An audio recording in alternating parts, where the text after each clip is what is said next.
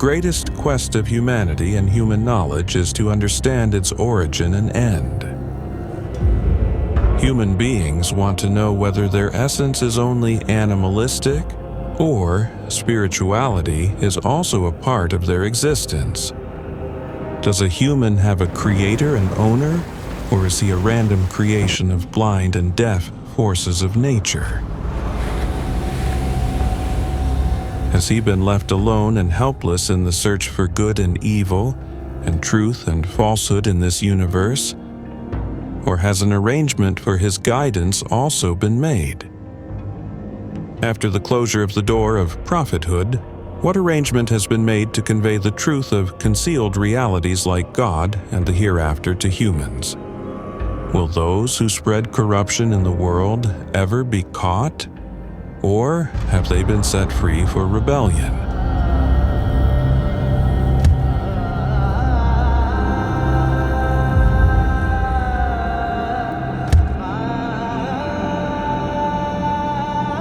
If demons exist in this world, what is their reality and nature? In this era of denial of God, the search for answers to these questions has become more critical than in every other era. In the human story, we will search for the answers to such questions. The human story is not just a story. It is that journey into our past, in search of the truth about us that will also introduce every one of us to our future.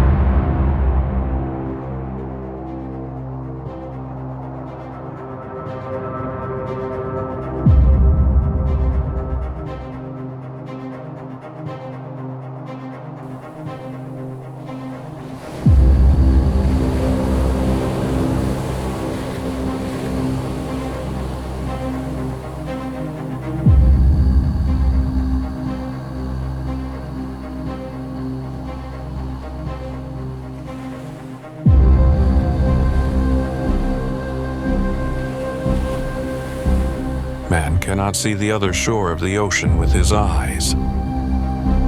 The same is the case with this limitless universe, no edge of which is known to the humans. The Earth, which we consider the second edge of the sky, is nothing more in this universe than a grain among billions or trillions of particles of sand on a shore.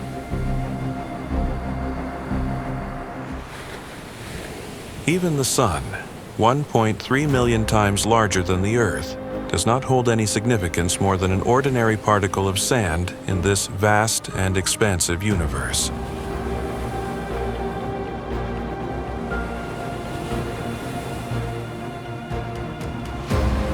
If we traveled at the speed of light, approximately 1 billion kilometers per hour, it would take us 94 billion years to travel from one end of the known universe to the other. According to recent astronomical estimates, our universe comprises 100 to 200 billion galaxies, each containing billions of stars, and each star is located billions of miles away from the other.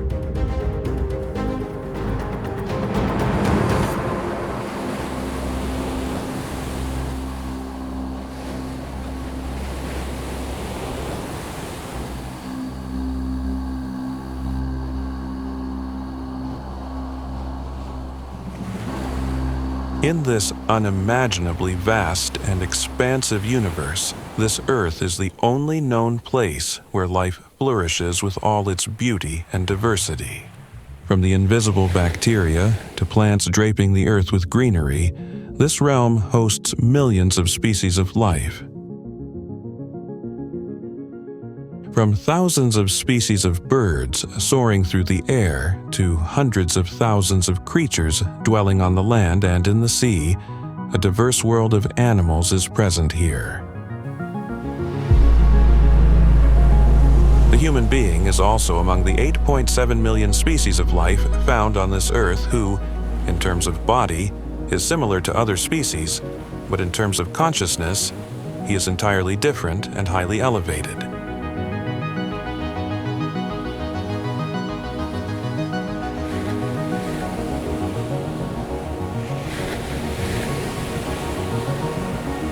The emergence of man on Earth occurred much later than that of other species, but soon he became the ruler of the Earth. Humans have made extraordinary progress in scientific knowledge in the past few centuries. Because of that progress, today, humans fly in the air faster than birds, move through water swifter than fish, and traverse the land more quickly than any other creature. After conquering the Earth, this human being, due to science, is now striving to soar above the Earth and attempting to set foot on other celestial bodies of the universe. Invoking the name of science, many people today tell us that there is no God, no creator of this universe and human beings. They say that the universe, galaxy, our Milky Way, our solar system, this planet Earth, and the 8.7 million species of life found here are all the result of mere coincidences. The astounding laws governing this universe that give rise to the series of meaningful cause and effect relationships are just a coincidence.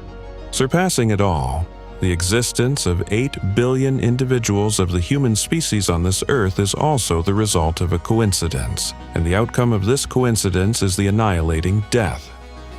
And if that is correct, nothing more disappointing can be found in this world. While the man's body indeed dies, his consciousness has not been created to die, and it does not accept death in any form.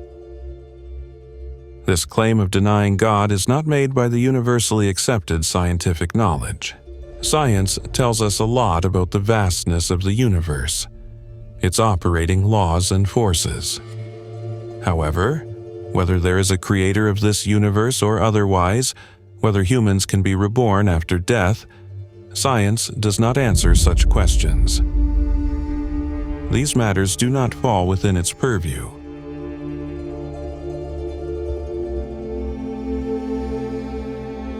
Denial of God based on science, if not a deception, is definitely a misguided perception. Atheism doesn't have its own intellectual or philosophical foundations. They are merely some influence of science. The influences of science are that it has explained every phenomenon of the universe. Therefore now, we don't need any God. This is the biggest impact of science. So-and-so happens in such a way, hence there is no need for God. God is not felt anywhere because God has given such an automated system to the universe that it's not necessary for him to be seen anywhere. Because the truth is that our test is ongoing while living behind the curtain of the unseen. For that, it was necessary for the automation to be fine-tuned. For this reason, God is not seen.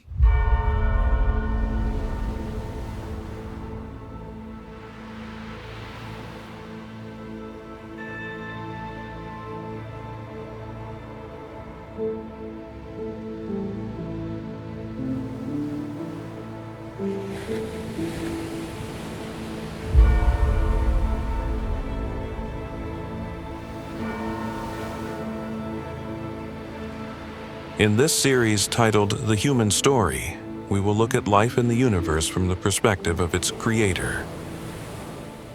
In the light of the glorious Quran, we will present answers to the fundamental human questions in religious, or, in correct terms, as presented by Islam in its representative book, the glorious Quran. It claims to be the words of the creator of the universe, and free from any alteration. Since the Quran has presented its arguments based on evidence, we will delve into those arguments in detail it brings forward in its favor. The glorious Quran also introduces us to our past and future. From a modern perspective, it can be said that the glorious Quran is a time machine with whose help we will embark on a journey to our past and future in this series named The Human Story.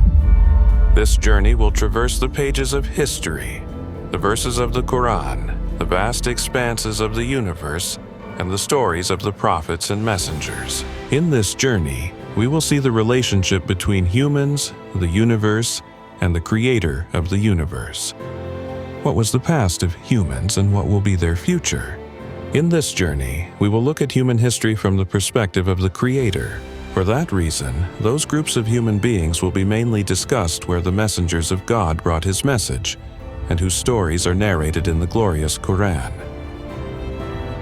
Those were the nations where the struggle between good and evil continued in plenary form.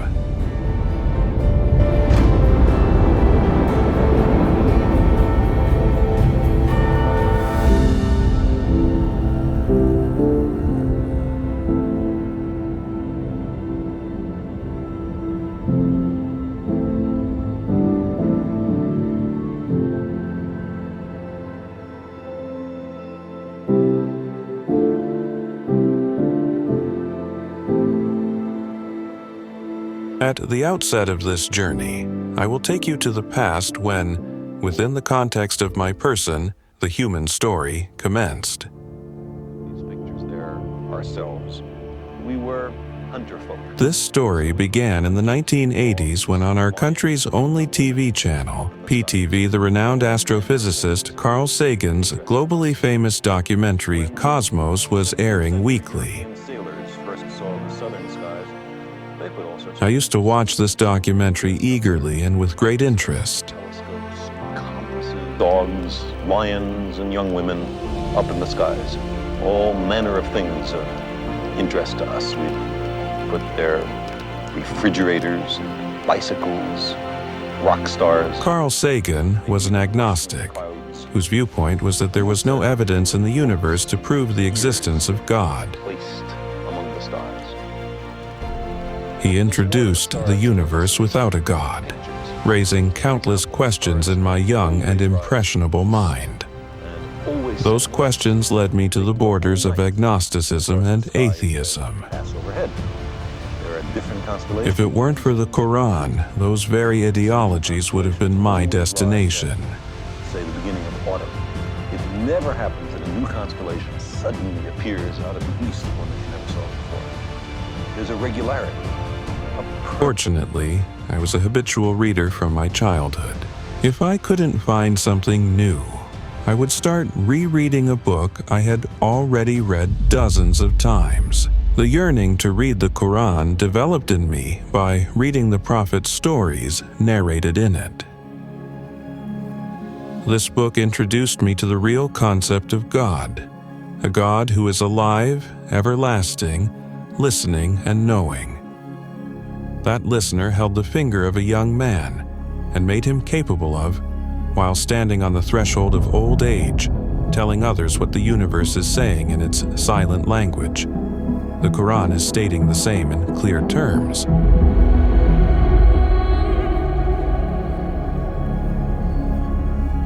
At the beginning of the human story, it is essential to clarify that you will find many things strange in it.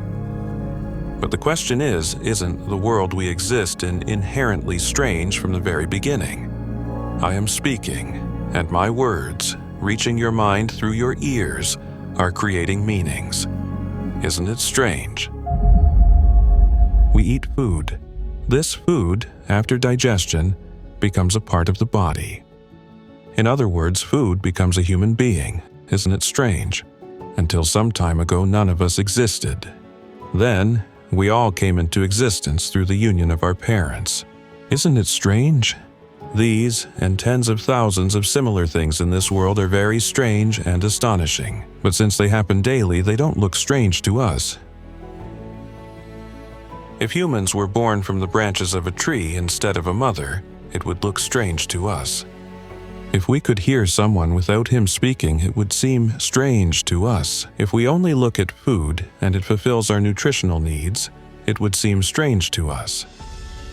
But this astonishing world of ours doesn't seem strange to us, whereas, upon reflection, everything in this world is extremely astonishing and, in its essence, a miracle.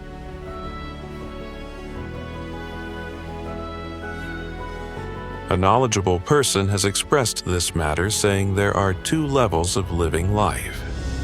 One in which nothing seems to be a miracle. The other in which everything appears to be a miracle.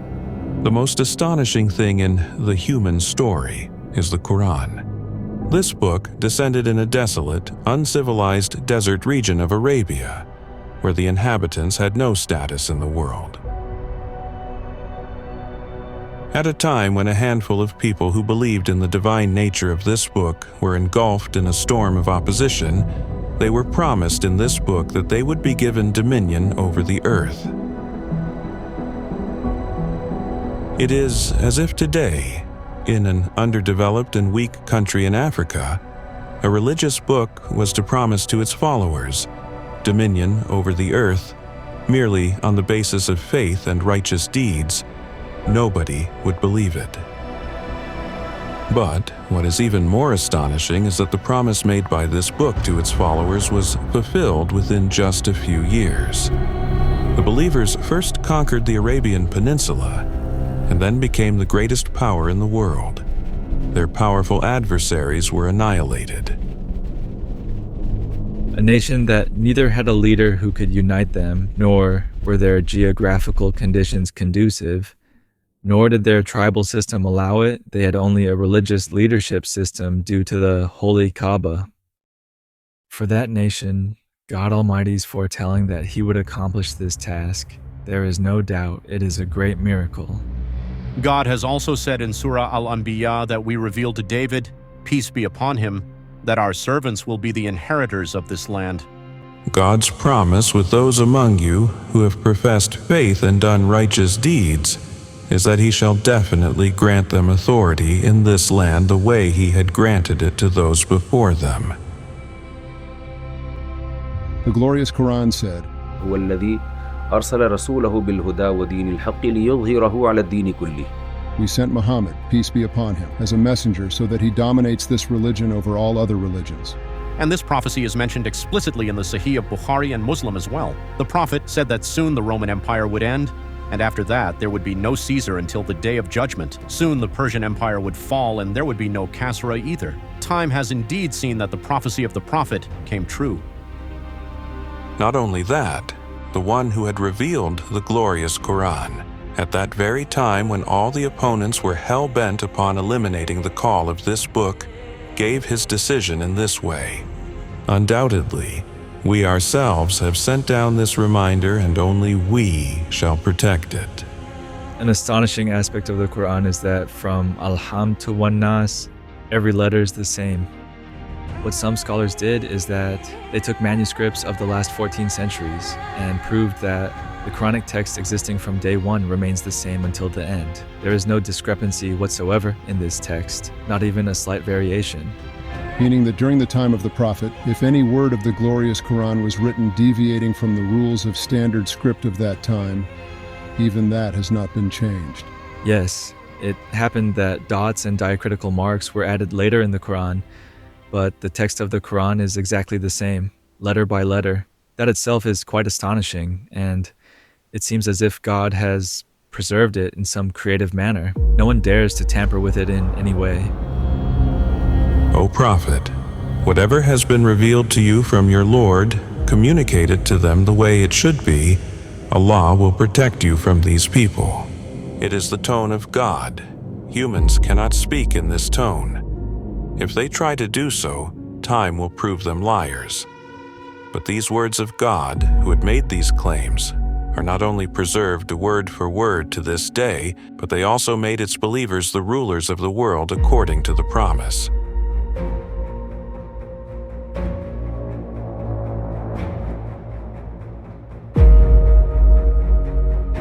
We will have in-depth conversations about it in the coming episodes of The Human Story. The aim of mentioning it now is to indicate that whatever we will narrate in the human story, with the help of the Quran, may seem strange to you, but do not consider it fiction at all. They are the words of God that have always stood the test of time.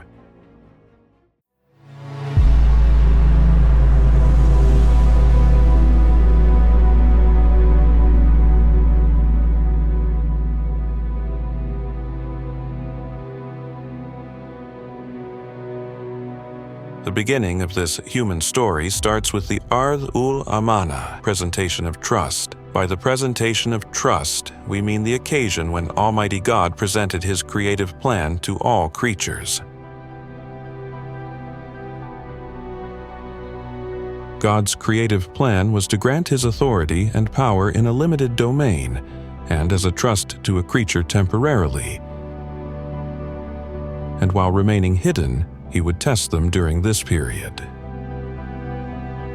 Those who will fulfill the requirements of servitude during this period will be rightful heirs to the eternal kingship, and anyone who displays arrogance and negligence after receiving this temporary trust of authority and power will face the worst end.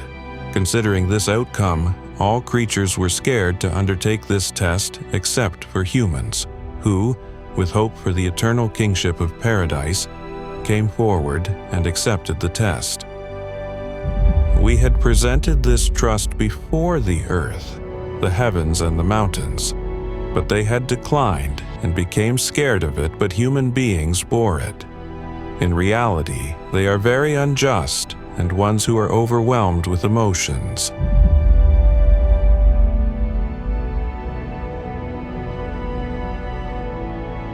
The most crucial aspect of this incident, as stated in the Quran, is that the authority and power are exclusively for God Almighty, who has granted them to the humans in trust.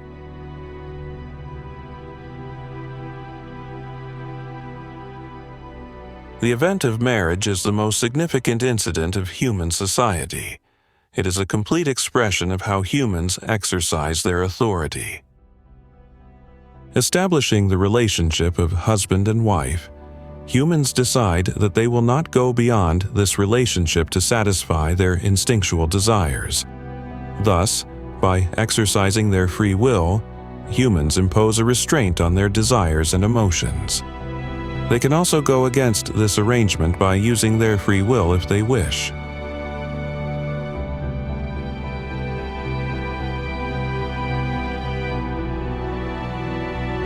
This autonomy that humans exercise in every aspect of life is the most distinctive characteristic of humans in this material universe. In this world, the sun, moon, stars, our earth, and all creatures found here live under the compulsion of the laws of nature. Humans, too, are compelled by some aspects of these laws. However, humans have the power of choice over a vast sphere. This choice is not available to any other creature in this universe. Angels can only do as much as God has given them the authority. They cannot add or subtract from it. But what has come for us, فَأَلْهَمَهَا فُجُورَهَا وَتَقْوَاهَا. that is the capacity to recognize the evil and the good, has been given to us. إِنَّا هَدَيْنَاهُ السَّبِيلَ إِمَّا شَاكِرًا وَإِمَّا كَفُورًا. God says, we have made the path of guidance clear. Whether you adopt the manner of ingratitude or the manner of gratitude, the choice has been given in this world.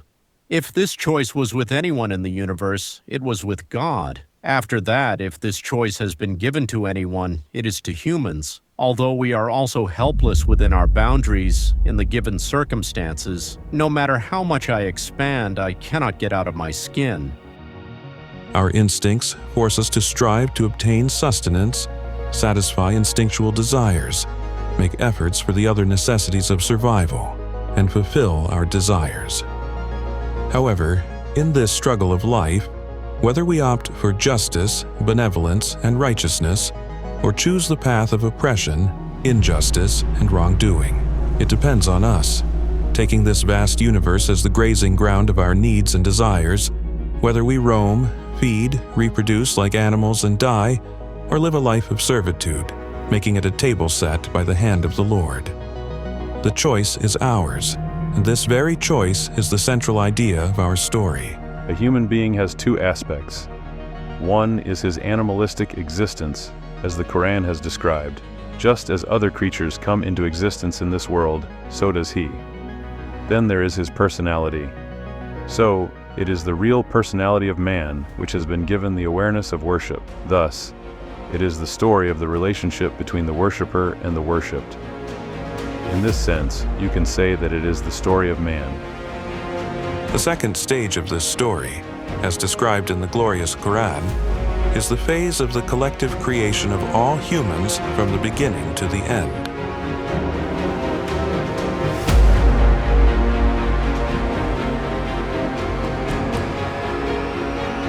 According to the Quran, God Almighty created all humans together in the initial creation, then made them witnesses over themselves and asked them, "Am I not your Lord?" In one voice, they all responded, "Yes, indeed, you are our Lord."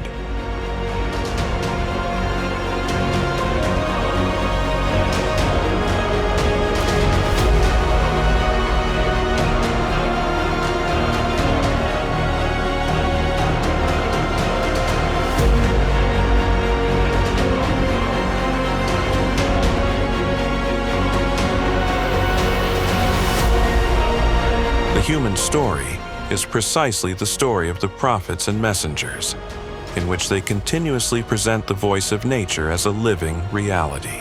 We have started the human story today, but it is a very long story. It will go through a lot of stages. To see those stages, understand them, and know their reality, please don't forget to watch the next episodes of The Human Story. May God be your guardian.